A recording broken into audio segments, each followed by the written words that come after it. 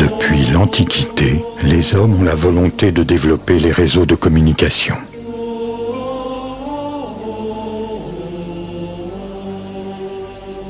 Pour faciliter les déplacements dans les territoires conquis, les Romains construisent tout d'abord des voies terrestres telles que la Via Domitia ou la Via Aquitania.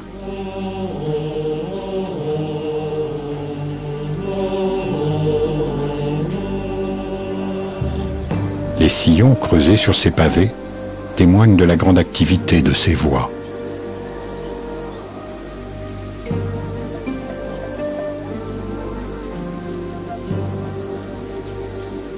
L'idée de permettre à la flotte romaine de relier l'océan Atlantique à la mer Méditerranée a été évoquée plusieurs fois au Sénat. Des études sont menées. Elles s'inspirent certainement du bras abandonné par le fleuve Aude qui permet déjà la navigation de la Méditerranée à Narbonne.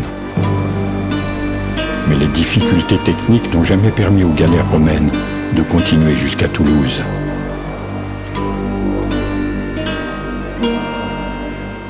À toutes les époques, on se penche sur cette question, que ce soit du temps de Charlemagne ou de François Ier.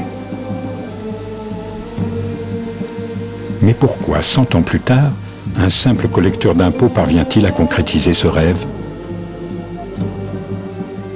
Comment arrive-t-il à convaincre Louis XIV, le roi Soleil, d'investir sur ce projet fou? Comment son œuvre a-t-elle traversé les siècles pour arriver jusqu'à nous?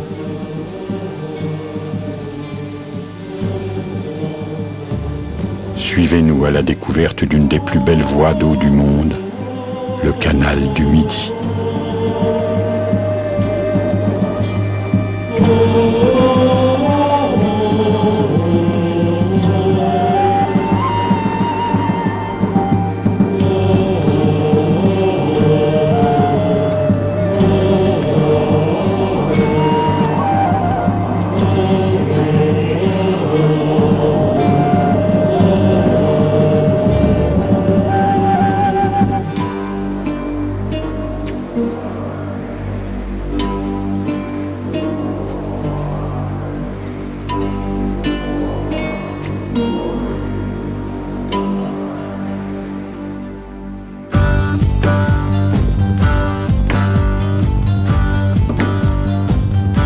Situé au carrefour de l'Europe du Sud, sur la route de l'Espagne à l'Italie, le canal du Midi est le lien qui réunit les territoires de la province du Languedoc dans le Midi de la France.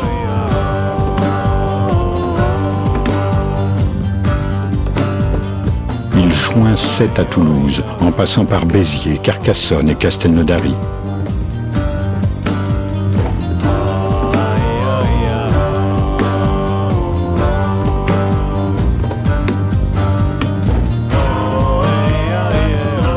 Serpentant sur 240 km dans la plaine du Languedoc, le Minervois, les Corbières et le Lauragais, ce canal de navigation réalisé au XVIIe siècle est encore en fonction aujourd'hui.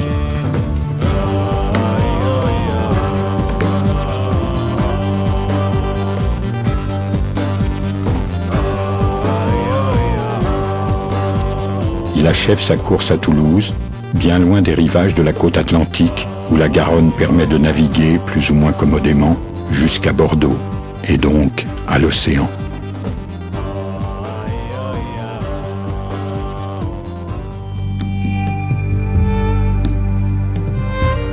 Pierre-Paul Riquet est originaire d'une famille de notables de Béziers, une ville qui fait partie des États du Languedoc. Cette assemblée de représentants de la province fait office d'interface avec le roi de France pour les décisions fiscales et financières.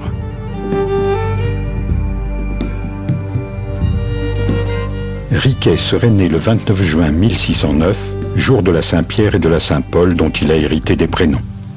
Son acte de naissance ayant disparu, sa date de naissance est incertaine.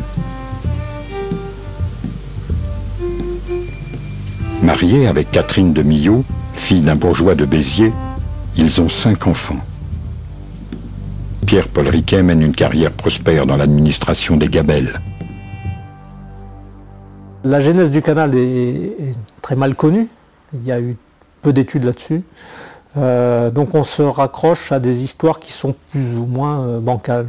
Par rapport à savoir si Riquet a entendu ça dans des discussions familiales, au moment où il y a des projets qui sont présentés à Béziers, qui auraient été écartés par des gens dont son père était.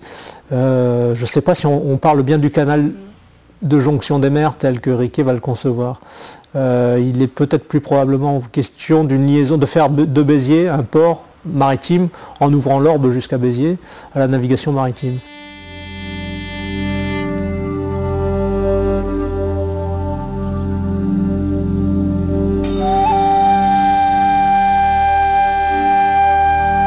Parmi les autres grands noms que l'on peut associer à la réalisation de ce canal, on peut citer le chevalier de Clerville, hydraulicien, commissaire général aux fortifications du royaume, le géographe François Andréossy, collaborateur de Riquet,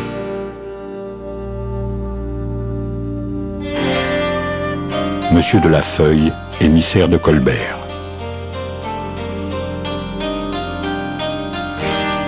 Vauban, commissaire général des fortifications du royaume dès 1678, qui fera apporter des améliorations au canal, aurait déclaré « J'eus préféré la gloire d'en être l'auteur à tout ce que j'ai fait ou pourrais faire à l'avenir. »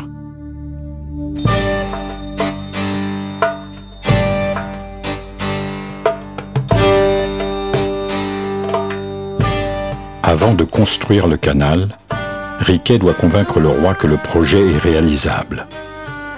Il s'appuie sur un argument politique.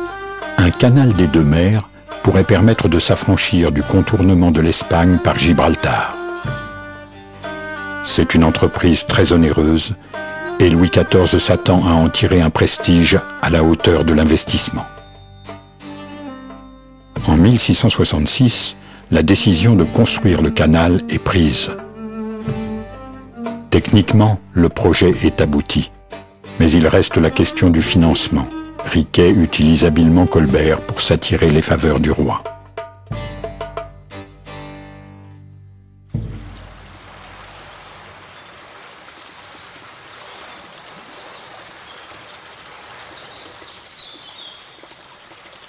Pierre-Paul Riquet réalise à ses frais une rigole d'essai. C'est une réussite.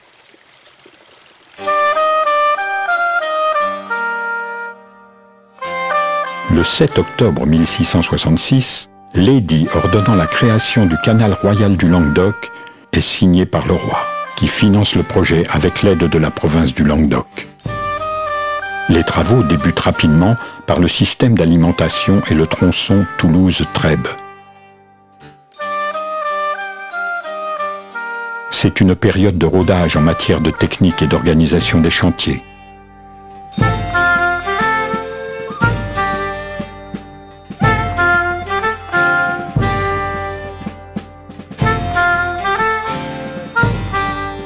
La seconde entreprise de Trèbes à l'étang de Thau débute en 1669, en même temps que la réalisation du port de Sète.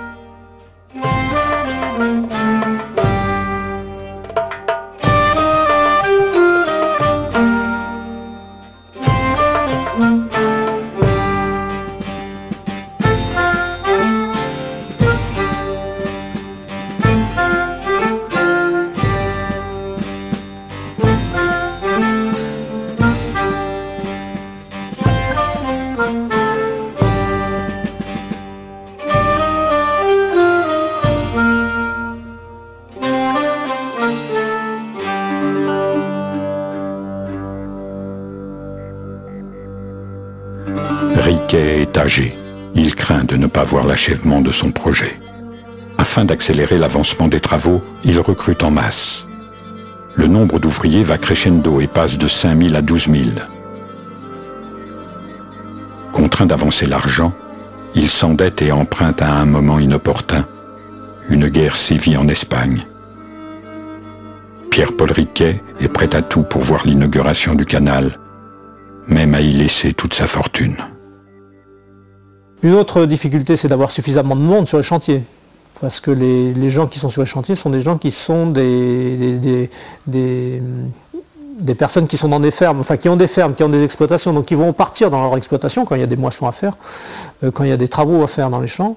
Et pour arriver à fixer la population sur les chantiers, ils leur proposent des choses qu'on ne propose pas ailleurs. À savoir qu'on leur propose de les payer au mois. Bon, ça, c'est pas forcément un avantage. Mais parce que c'est laisser sa liberté pendant un mois au moins. Donc on recrute les gens sur une durée d'un mois. Pour les intéresser, il faut leur donner des compensations. Les compensations, c'est celles qui visent à payer une personne qui tombe malade, on lui donne quand même son traitement le temps qu'elle ne travaille pas. Une journée de pluie où on ne peut pas travailler, on paye aussi l'équipe. On paye bien sûr les outils. On indemnise pour les logements quand c'est nécessaire, etc., etc. Ce qui fait que les gens sont attirés vers les chantiers du canal et ils y restent. De par le roi, on fait savoir à tous les travailleurs qui voudront s'engager pour travailler au canal de communication des mers, qui se construit en Languedoc, qu'il sera donné à chacun 10 livres par mois, sans leur déduire les jours de fête et dimanches, et jours qu'il pleuvra, qu'ils auront pour se reposer. Et que de plus, il leur sera fourni logement, moyennant 2 deniers chaque jour, suivant l'ordonnance de Monseigneur de Beson, intendant de la justice, police et finances en Languedoc. Même ceux qui tomberont malades seront payés pendant le temps de leur maladie, comme s'ils travaillaient. Et pour faciliter le dit travail, il leur sera fourni les instruments nécessaires une seule fois lorsqu'ils s'enrôleront, qu'ils seront obligés de conserver et tenir en bon état. Ceux qui voudront s'enrôler s'adresseront aux contrôleurs généraux des travaux qui sont sur les lieux depuis Toulouse jusqu'à Castelnaudary, lesquels les enrôleront par nom et surnom, leur âge et lieu de demeure, pourvu que ceux qui se présenteront soient propres pour le travail, qu'il n'y ait aucune incommodité qui les rende inutiles et qu'ils aient pour le moins 20 ans et tout au plus 50. Fait à Toulouse, le 8 décembre 1669, signé Riquet, chargé par le roi de la construction du dit canal.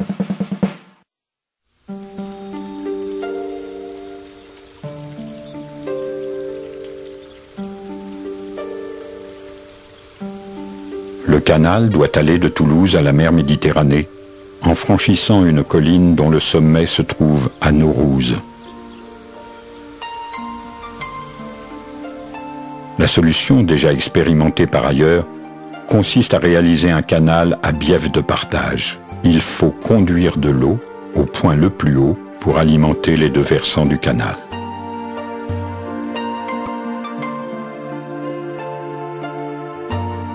La légende raconte que Riquet a découvert le point de partage des eaux par hasard. Lors d'une promenade près de la fontaine de la Grave, il trébuche sur un rocher qui se déplace et vient entraver l'écoulement d'un ruisseau. Celui-ci se sépare en 2 bras, l'un en direction de la Méditerranée et l'autre de l'océan Atlantique.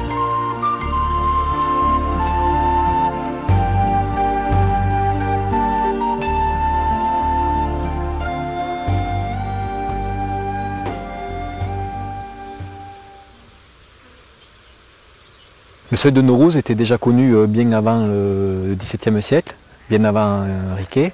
Le seul souci que l'on rencontrait, c'était pour alimenter justement ce seuil en eau. Et l'idée de génie de Riquet, justement, ça a été de trouver le moyen pour alimenter ce seuil. Alors que tout le monde pensait aux eaux abondantes des Pyrénées, Riquet, lui, a pensé aux eaux de la Montagne Noire. Alors on sait bien qu'en Montagne Noire, il n'y a pas de grandes rivières, seulement Riquet a pensé qu'en additionnant les eaux de plusieurs rivières, notamment sur le versant méditerranéen, en faisant une transfluence sur le versant atlantique, on pouvait amener gravitairement toutes ces eaux au seuil de Naurouz.